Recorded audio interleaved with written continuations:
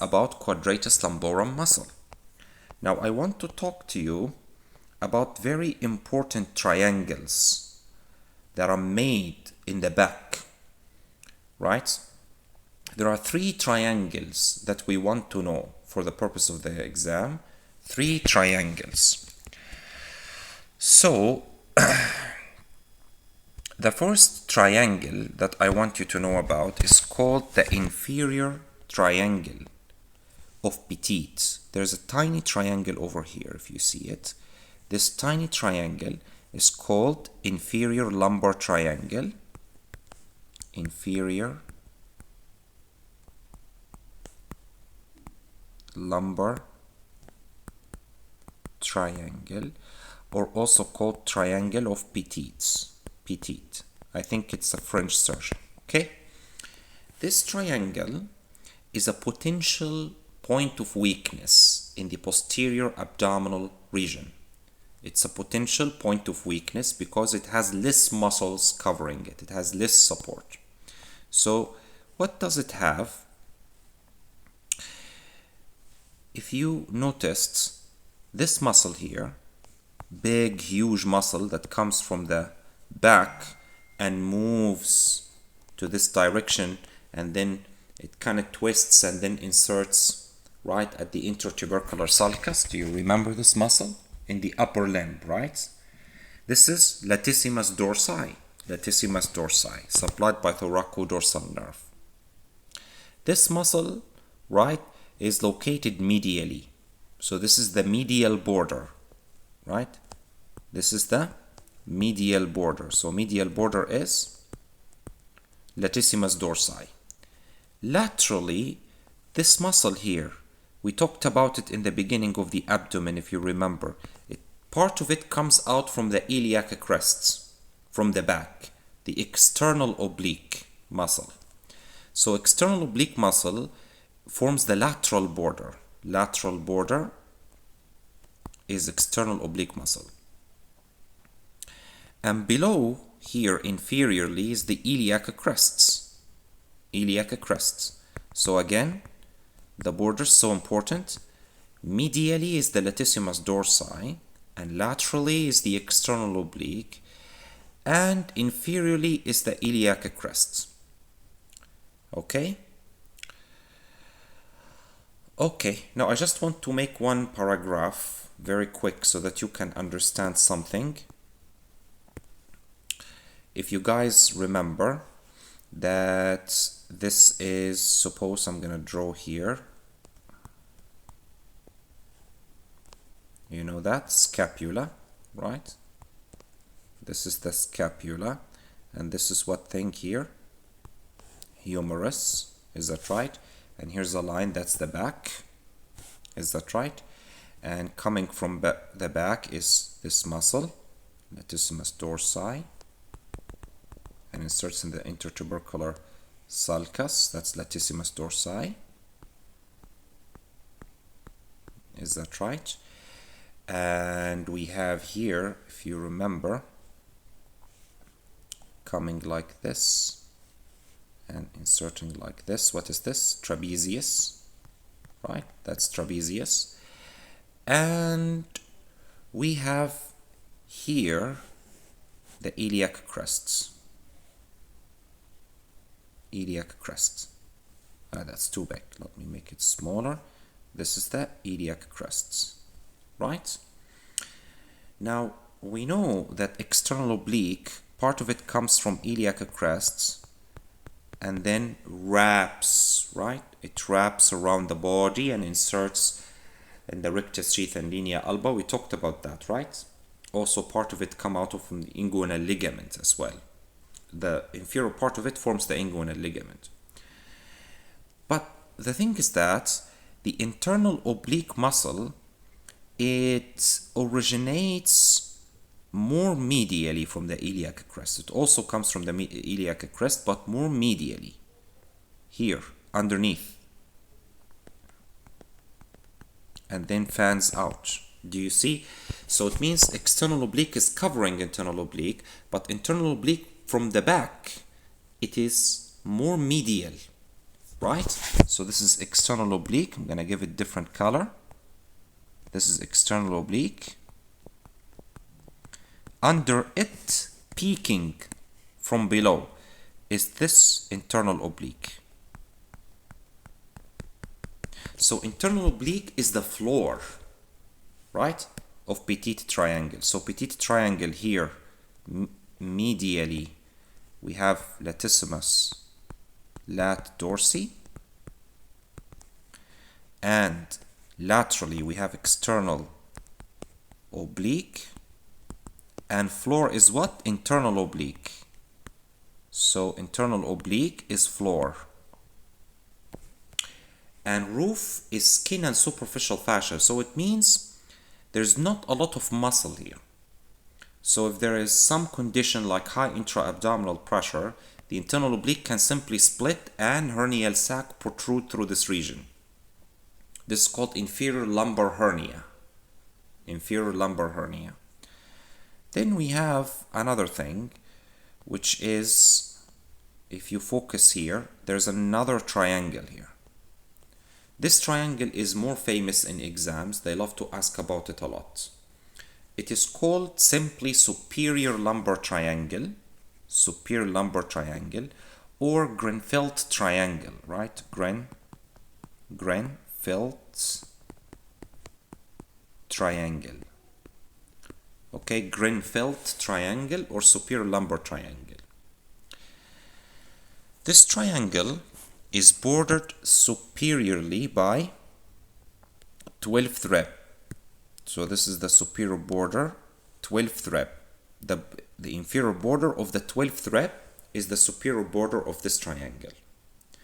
Medially here we have this muscle, quadratus lumborum, right? Quadratus lumborum is here. That's medial. So it's the lateral edge of quadratus lumborum. And we have here lateral is internal oblique. Do you see internal oblique moving like this? So internal oblique was forming also part of the inferior lumbar triangle, but here it's also participating in the superior lumbar triangle. So the borders of the superior lumbar triangle include here quadratus lumborum, medial, very important. Lateral is internal oblique. Superior is 12th rib. The floor is the transversalis fascia. You know the fascia that I told you about that covers the entire abdominal cavity from inside, it lines it? Yes, so transversalis fascia is the floor.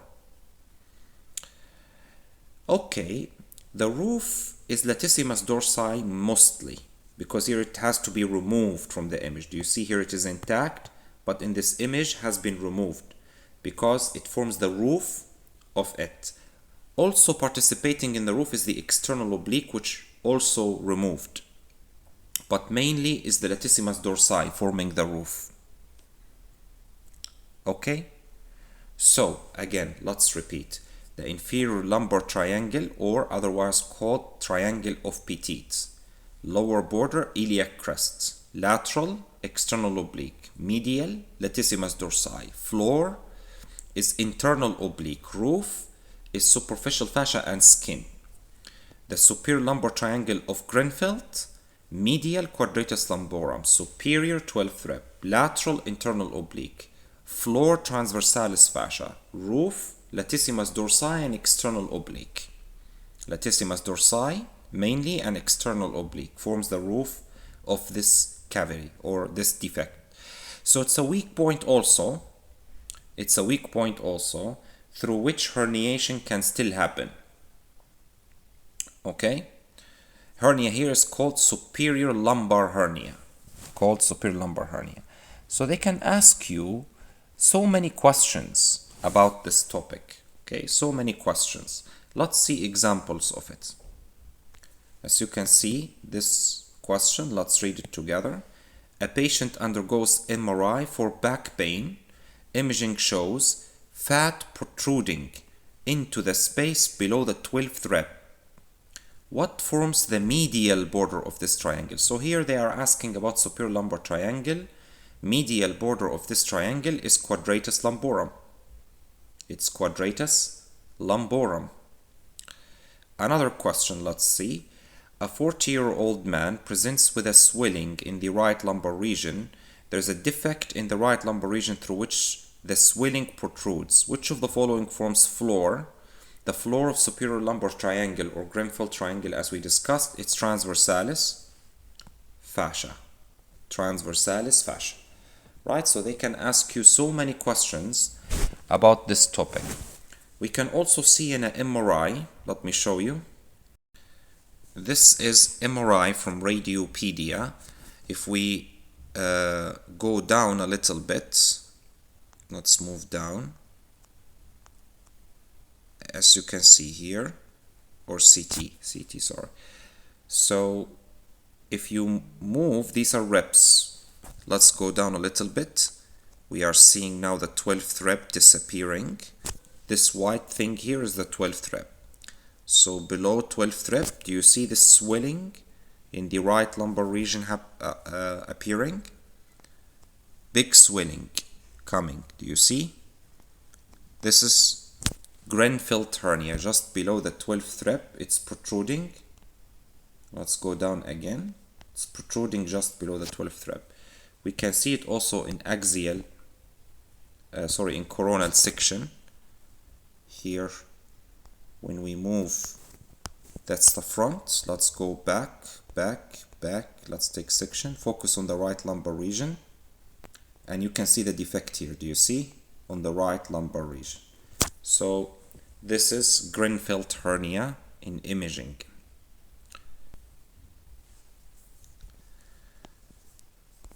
Another triangle that I would like you to know about is the triangle of auscultation. It's called triangle of auscultation. Let me make a different diagram for you. This is external occipital protuberance and superior nuchal lines, and that's the back, midline, right? And here we will draw the scapula.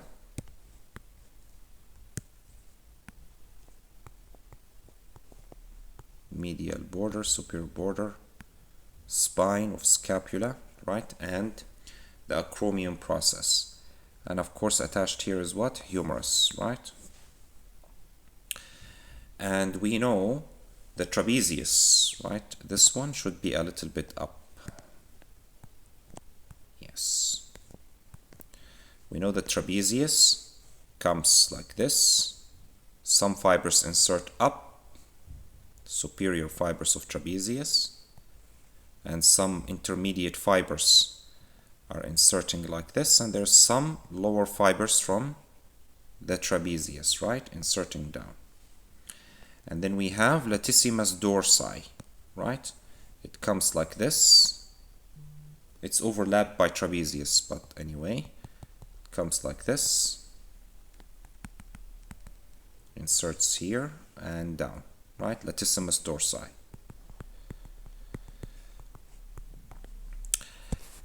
And we have here scapula. If we take out these two big muscles and look at the scapula only, okay, if you remember from upper limb, we discussed that there are two muscles that insert at the medial border of the scapula. A muscle called rhomboid minor and a bigger one below it's called rhomboid major. Those are supplied by dorsal scapular nerve, if you remember, right? Rhomboids, rhomboid major, this one, the big one. So rhomboid major is here at the floor, right? There's a triangle here formed by the lower fibers of trapezius superiorly, the superior border of latissimus dorsi inferiorly, and medial border of scapula laterally. And the floor is rhomboid major. This triangle is called triangle of auscultation because if you place your stethoscope here, there's not muscle density is not a lot. So you will be able to hear sounds better. You will be able to hear sounds much better. Is that right? So it means this is important clinically. They can come as question like, for example, you are trying to auscultate someone have pneumonia, for example, involving posterior lobe or something. You want to auscultate. The stethoscope is placed at the area of best auscultation. What forms the medial border? The lateral border. What forms the upper border? What forms the floor? What forms the inferior border? Now you know everything. So again, inferior border, lat dorsi, superior border, trapezius, especially the inferior fibers, and lateral border is scapula, medial border of scapula near the angle of the scapula. So clinically what you do, you just palpate the inferior angle of scapula a little bit superiorly, you put your stethoscope. This is the area of best auscultation, called triangle of auscultation. Okay. Now we will move to huge topic, which is about the diaphragm in detail now. In the thorax, I told you